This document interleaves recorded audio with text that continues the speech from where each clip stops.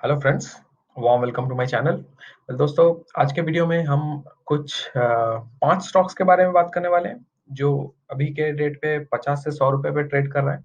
सो दोस्तों, अगर आपने मेरे चैनल को अभी तक सब्सक्राइब नहीं किया है तो मैं आपसे रिक्वेस्ट करूंगा कि definitely don't forget to subscribe to my channel and keep supporting जैसा आपने मुझे हमेशा से सपोर्ट किया है। तो दोस्तों, अगर आपने मेरे चैनल के लास्ट कुछ वीडियोस देखे हैं तो उसमें जस्ट इससे पहले ही मैंने एक वीडियो डाला था जहाँ पे मैंने 5 स्टॉक्स के बारे में आपसे बात किया है, जिसपे मैंने आपको दिया है वो 5 स्टॉक जिसके वैल्यू 50 रुपए से कम है।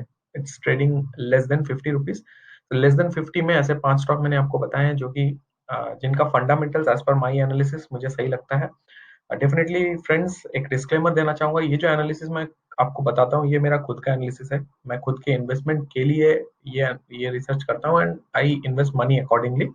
अगर आपको लगता है कि आपको भी पैसे लगाने हैं, आप अपना खुद का भी रिसर्च करें। ये वीडियो को एज ए सैंपल या फिर एज ए इंफॉर्मेशनल वीडियो आप ट्रीट करें, बट अपना खुद का रिसर्च डेफिनेटली करें। बिकॉज आपका पैसा है, अगर आपको लॉस होता है आप ही का लॉस है, अगर आपको प्रॉफिट भी होता है आप ही का प्रॉफिट है। तो मैं नहीं चाहता कि जस्ट मेरे वीडियो को देख के आप ब्लाइंडली अपना पैसा लगा दें। तो वीडियो में जम करते हैं एंड एक और बार reminder, please don't forget to subscribe to my channel. तो आगे बढ़ते हैं। तो दोस्तों, जैसे मैंने पिछले वीडियो में आपको बताया था कि कोई भी कंपनी का अगर हम एनालिसिस करते हैं तो देर देर आर 5 फैक्टर्स जिसको हम कंसिडर करते हैं। सबसे पहला जो फैक्टर मेरे लिए ये है जिसको स्पेशली जैसे मैंने मेंशन किया, 5 factors if it is specially penny stocks, because जो ये 50 से 100 रुपए का जो मार्जिन होता है, it's a very dangerous figure. Because वो 50 से 100 अगर अच्छा मूवमेंट हो गया, कंपनी ने बहुत अच्छा ग्रोथ दिया, तो वो 100 से 100 150 200 in no time it will reach. But again reverse में अगर आप देखिए, 50 से उसको 10 रुपए होने में ज्यादा टाइम भी नहीं लगेंगे। दैट्स वाई ये जो ग्रुप है 50 से 100, इसको भी मैं इसको पेनी स्टॉक मान के चलता हूँ। तो 5 फैक्टर जैसा मैं कंसिडर करता हूँ कोई भी स्टॉक का एनालिसिस के लिए, आपको भी करना चाहिए। तो सबसे पहला है डेट एंड डेट फ्री। आपको देखना है कि कंपनी का डेट कितना है, कंपनी का उधार का परसेंटेज कितना है। अगर ओवर द इयर्स डेट उसका कम हो रहा है then it's actually a good company.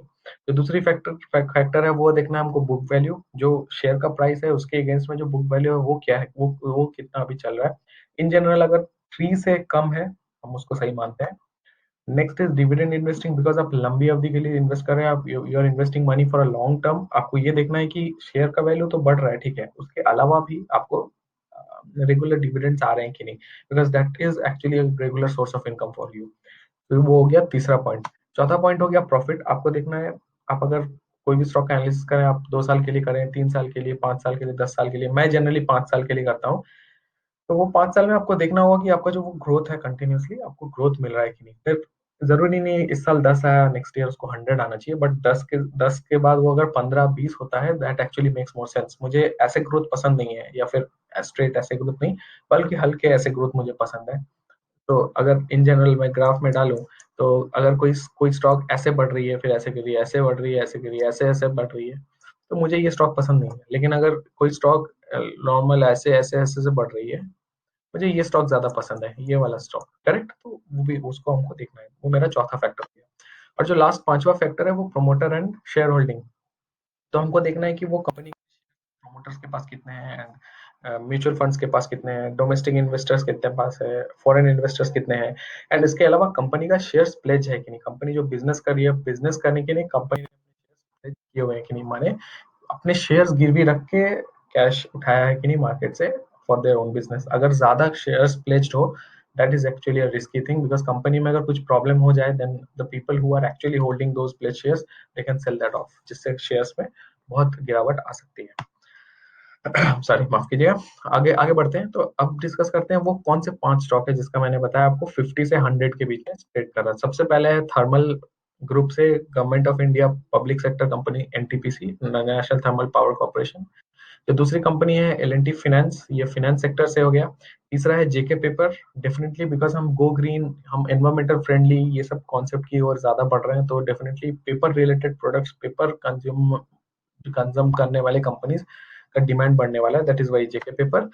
Fourth is Philip का। फिलिप का इज लाइक रबर, या फिर आप बना बोल सकते हो जो टायर्स वगैरह बनाती है ना, तो फिलिप का actually gives lot of products to those companies. तो ये चौथा हो गया फिलिप का। And fifth company is GAIL. GAIL is again from metallurgy sector. So ये जो 5 डिफरेंट सेक्टर्स हैं, इसमें से 2 पब्लिक सेक्टर है हमारे पास। एक तो है हमारा ये एनटीपीसी, एक हमारा गेल। तो ये हमारा पब्लिक सेक्टर हो गया, ये हमारा फाइनेंस सेक्टर हो गया, ये हमारा पेपर इंडस्ट्री हो गया, ये हो गया हमारा कार्बन या फिर टायर। तो एक तरह से अगर अब देखो, अगर 50 से 100 के बीच में ये ट्रेड कर रहे हैं आप, अगर ये पांचों में इन्वेस्ट करते हो, तो ये सारे के सारे शेयर्स अलग अलग सेक्टर से बिलोंग करते हैं। So you are actually creating a portfolio which is also diversified. तो अलग अलग सेक्टर से है, तो पोर्टफोलियो अच्छा खासा डाइवर्सिफिकेशन भी आपको मिल रहा है। अब थोड़ा सा फंडामेंटल्स इसका देख लेते हैं। जैसे कि यहाँ पे अगर हम मार्केट कैप देखें, सबसे पहले एनटीपीसी का डिस्कस करते हैं। तो मार्केट कैप इसका जो है इट इज 95,000 करोड़। वैसे इसका कैश रिजर्व अगर आप देखो, तो इसके पास 1 लाख करोड़ का कैश रिजर्व है। ओनली रीजन बीइंग क्योंकि ये पब्लिक सेक्टर है, गवर्नमेंट ऑफ इंडिया है, तो इनके पास कैश रिजर्व बहुत है। अगर हम डेट देखें, इनका इनका इनके पास अभी डेट है 81,000 करोड़, एक बट अगेन कैश रिजर्व उससे ज्यादा है, तो it is actually good. Correct. अगर हम इसका बुक वैल्यू देखें 0.85, मैंने कहा 3 से नीचे book value, that means it is good. Dividend yield 5.66। Public sector का ये खासियत है कि कितना भी शेयर का वैल्यू टूटे, कितना भी शेयर का वैल्यू बहुत नीचे हो, but they are very good dividend paying company. तो आपके पास अगर कंपनी है, शेयर्स रखे हुए हैं, तो 5.66% डिविडेंड इज मैसिव, बहुत ज्यादा होता है and it's very good. Promoter holding अगर हम देख लें, इट्स लाइक 51%, आधी public public government of India के पास है। हालांकि इसका जो प्रॉफिट एंड सेल्स उतना ल्यूक्रेटिव नहीं है, बट 4.5% जो भी बैंक में आपको इंटरेस्ट मिलेगा उससे ज्यादा ही है। And the plus factor is ये डिविडेंड बहुत ज्यादा देती है, बिकॉज डिविडेंड इसका ज्यादा है। दैट्स वाई यहाँ जो सेल्स है ये वाला रेशियो कम आपको नजर आ रहा है, क्योंकि प्रॉफिट में से ही आपका डिविडेंड का जो पैसा है वो निकल के आता है।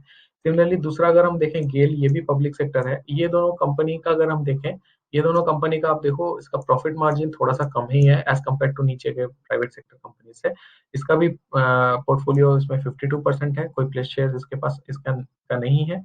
एंड उसके अलावा जो डिविडेंड यील्ड है 6.6। तो ये दोनों public sector company NTPC and GAIL, दोनों का डिविडेंड यील्ड बहुत अच्छा है। एंड ओवरऑल ये कंपनी के पास जो भी रिजर्व्स हैं उसके कंपैरिजन में डेट उसका बहुत कम है। तो यहाँ पे आप देखो गेल में जो उसके पास रिजर्व्स है that is 40,000 crore, whereas debt is 10,000 crore. So जितना उधार है उसका मार्केट में, उससे ज्यादा उसके पास कैश रिजर्व्स या फिर जो एसेट वैल्यूएशन है वो है। ठीक है।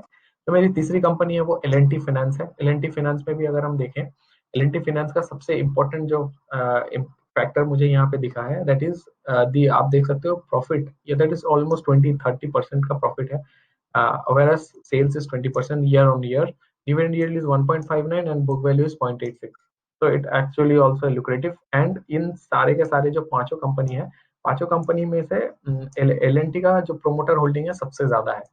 Maximum maximum promoting holding L N T finance का है, क्योंकि 63% मैंने ऑलमोस्ट कंपनी का 64% 65% कंपनी के खुद के प्रोमोटर्स के पास है।